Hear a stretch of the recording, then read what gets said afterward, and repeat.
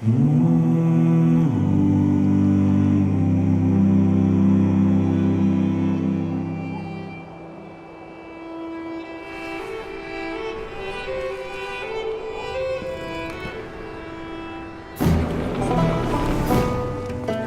a train line that goes from Oslo on the east side of Norway to Bergen on the west coast. You go through all the valleys on the east side of the mountains and over this huge mountain plateau. On top of being a great ski location, you also get to do that whole train line, which you get to see a lot of pretty parts of Norway. Stian's from Norway originally, and he's got deep roots in this country. It's really cool just to travel with someone and get shown around in their environment. It's a nice way to experience a place. We're so spoiled getting everywhere with our cars, and it's kind of a cool way to take care of nature, taking sometimes the train.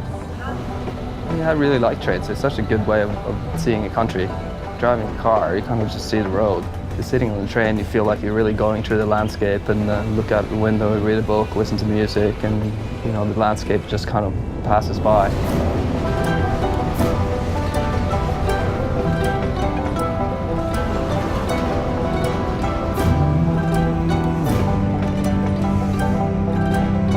Kind of feels like you leave the world a little bit behind when you get on that train, and it's a journey to get here, and then you're right in the middle of the mountains, and it's kind of like hard to grasp what's outside of this when you've been there for a while. Here we go.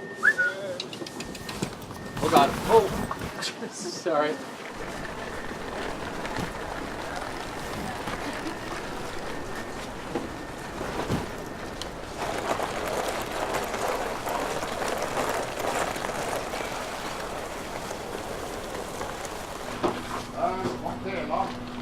Okay, where do we go? Jump in? Alright, it's come 2 minutes. Well, we only had 2 minutes to get from one train to the other, and we had quite a few bags.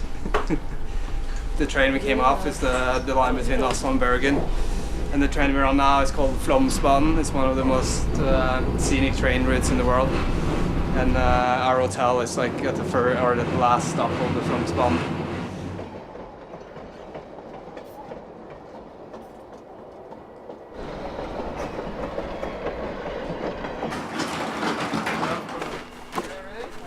Hello, doggy.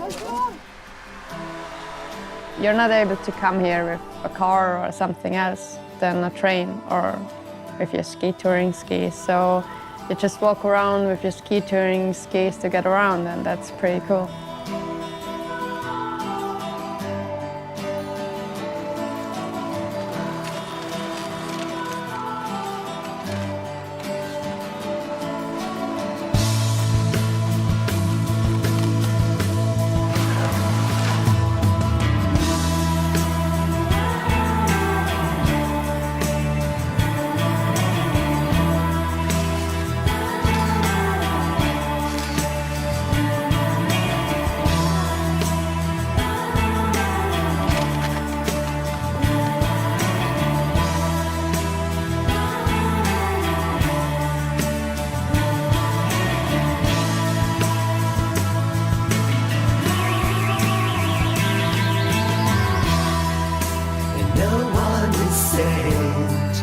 From only yesterday, no one is lost from what you try to say. We're burning up slow, no longer what you know, wherever you are. We've had a challenging first day, so we'll be going to have a beer, some food, and hope the conditions are going to get a little better.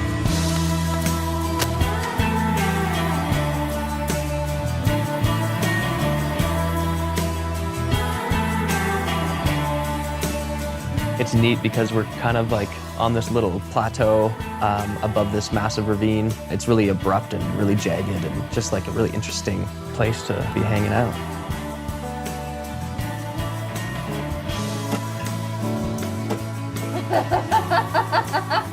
Ross is crazy. I don't know what bee sting him.